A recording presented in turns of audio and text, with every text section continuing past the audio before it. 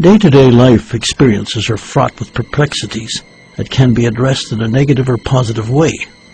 Life-changing success or failure results from our reactions to a flow of stimuli.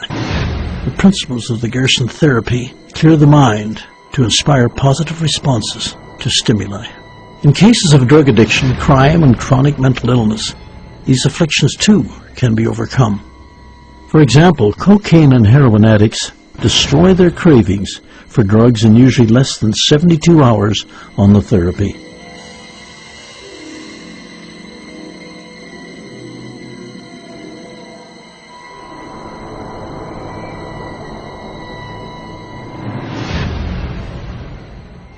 The human brain is capable of storing information, recalling it at any second. Like books in the library, the knowledge imprinted in this organ of the body can be added to without limit throughout one's life. The only obstacle that arrests or commences to subtract those books is long-term lack of nutrients and environmental toxicity. Dr. Gerson observed that when nutrients are plentiful and the body is detoxified, the brain is restored to normal function. When the brain detoxifies, calm and clarity return, mental and emotional fog lift.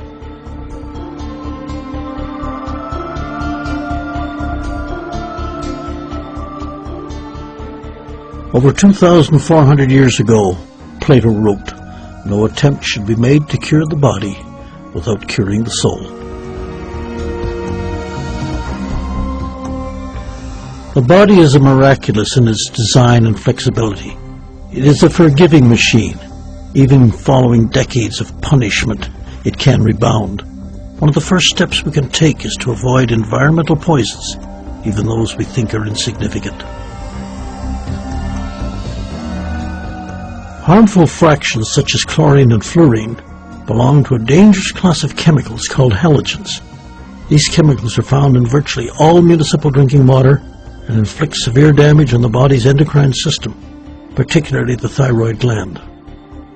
Fluorine, a highly toxic byproduct of aluminum manufacturing, is very dangerous and expensive to dispose of. Industrial principles once convinced the American Dental Association that it would prevent cavities, an assertion that has since been proven false. Nonetheless, they found a way to dispose of this product by putting it in the public water supply. The only way to rid the water of this dangerous chemical is by steam distillation.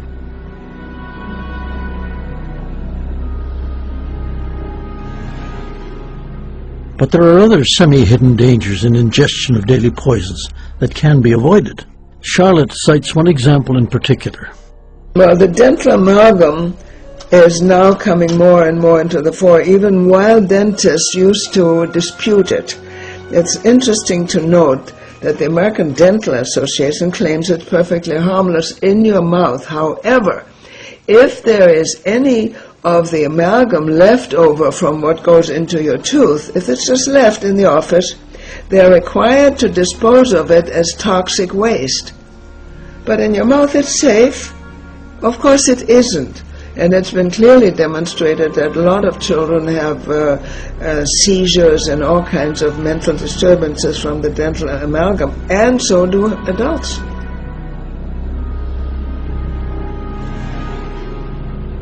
The danger of illegal street drugs in public and private schools is heavily publicized, but there are wolves dressed as sheep that are welcomed as they walk through the front door. The trouble with Ritalin is sometimes, first of all, it's never been tested on children under 6. And they're giving it now to children in preschool and kindergarten. If the nurse or if the teacher feels that the kids are restless or are causing a problem, then they report them, and the nurse reports them to the doctor, and without any further thought, they put them on Ritalin. It does cause permanent brain damage even when they quit taking the Ritalin, and the American services like the Army, Navy, and Air Force will not accept any person into the service who's ever been on Ritalin because they are uncontrollable. They're mentally disturbed.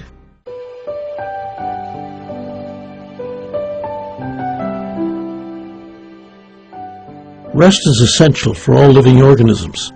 During sleep, not only is the nervous system replenished like a storage battery being charged, but the body rids itself of poisons in a way that only sleep can accomplish.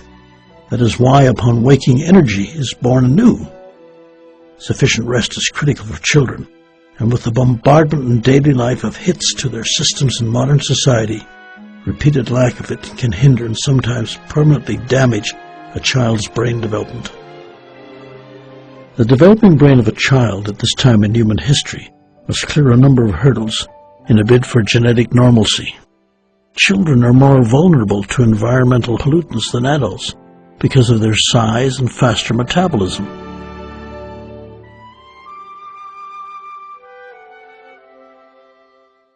One of the more publicized vulnerabilities is exposure to lead, especially lead from older homes where leaded paint was used prior to the 1970s. Remodeling and sanding of older homes produces a ticking time bomb if the dust is breathed in.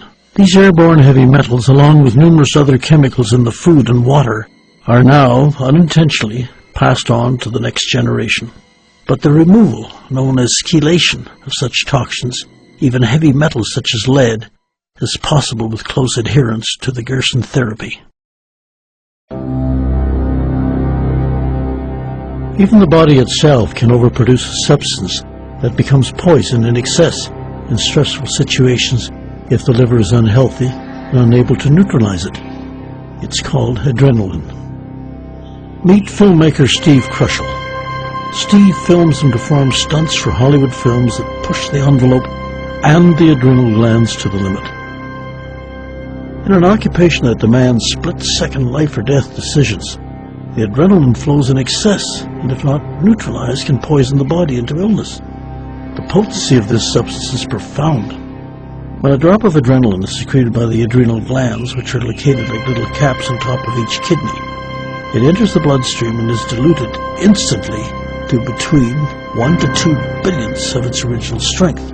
This would compare to one single drop of ink spilled into 6 million gallons of water. The purpose of adrenaline secretion is to accelerate the fight or flight response to protect oneself in threatening situations. The largest gland of the body, the liver, when healthy, is able to neutralize the secretions. In today's world, the abuse of this magnificent organ is relentless. Many people have liver disease and don't even know it. For the detection of a liver problem via illness requires the liver to drop below 30% of its full working capacity before symptoms become detectable. One of the Gerson therapy's main objectives is to restore the liver to 100% capacity and ensure its health. Another of this filmmaker's occupations is showcasing wild animals in natural habitats for public education as well as for the motion picture industry.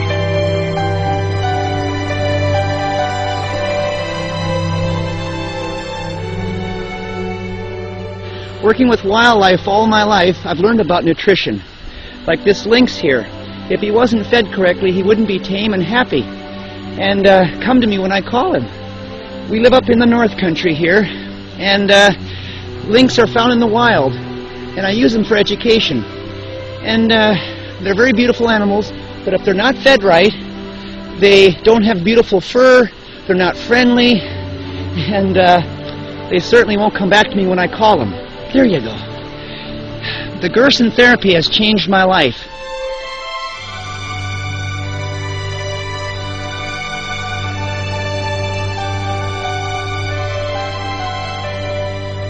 This 43-year-old man follows the Gerson lifestyle as a preventative measure, and in doing so has acquired tremendous energy to achieve a physical workload equivalent to several people. Like many others who do not have degenerative disease, Steve is immune to even the slightest viral annoyances, such as the common cold or other discomforts such as headaches or other minor health hindrances. Because many of the animals are carnivores at the Wildlife Center, the health and reproductive ability must be maintained at highest levels. Several years ago, scientist researcher Dr. Francis Pottinger ran humane experiments with regular house cats that lasted several years. He divided his cats into various groups and fed each group differently. Some he gave certain cooked meats, some he gave raw meats. Those that received just cooked meats over a few generations not only declined in physical robustness, but were plagued with illness and had temperament problems. Eventually, they were unable to reproduce successfully.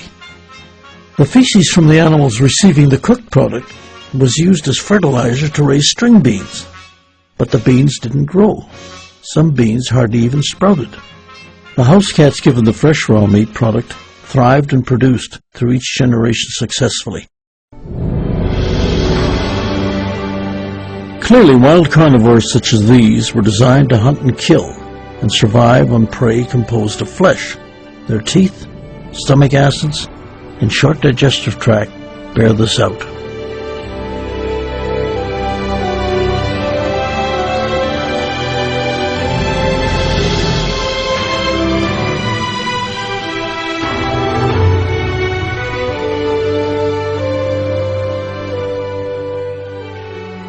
Conversely, the tooth structure of a human being is quite different than that of this wild wolf's teeth. But the dissimilarities between wild meat eaters and humans do not end there. The human digestive tract is far longer and more complex, which is consistent with all herbivorous creatures. Additionally, the stomach acid and intestinal enzymes of humans are unable to properly break down or digest flesh containing animal proteins.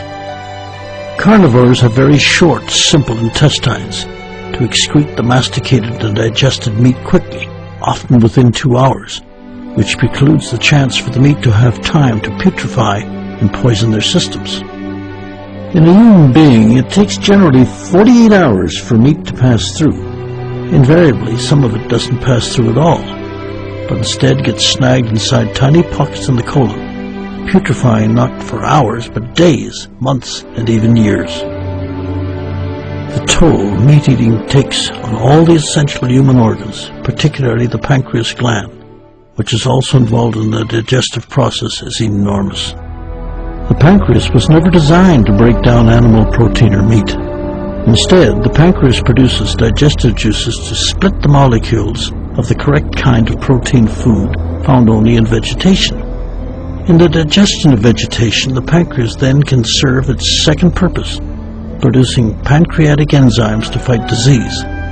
When meat must be digested, the pancreas is diverted from its important protective purpose. If we only eliminated animal products from our diet, the odds of getting cancer, diabetes, or heart disease, and the Pandora's box of woes that go along with all this would almost vanish. But the standard American diet, referred to as SAD for short, has totally flipped that scientifically verifiable statistic upside down. Looking under a microscope, it is easy to see red blood cells floating around free, but after a fatty meal of any kind, the red blood cells stick together like rolls of pennies. Now these billions of tiny cells are unable to fold over to deliver a full measure of vital oxygen to capillaries all over the body, including the brain. Surprisingly, some foods, like legumes, soybeans, and soy products, are either deficient in nutrients or cause health deterioration by blocking absorption of nutrients. Currently, there is popular discussion about one subject that is of particular interest to women. Osteoporosis in the U.S. is very widespread, painful, long-term, hunched over, broken bones and disability and all that. It's caused by milk drinking. And the doctors give it for supposedly curing osteoporosis because supposedly milk has calcium. Not only that, it's also caused by meat eating. Because meat in the body, in the digestive process, causes acidity, phosphoric acid. And in this kind of acidity, the body isn't able to function. The body has to maintain homeostasis. It has to maintain a very exact level of alkalinity versus acidity. But with meat eating and milk drinking, the acid level goes much too high, and the body has to balance it out. What does it use to balance it out? Calcium. Where is it going to take calcium? It is not absorbable from milk, because in the milk with pasteurization and all, the enzymes are missing, and the body can't use it. So on the contrary, that adds to the problem. Instead, the body needs to use the calcium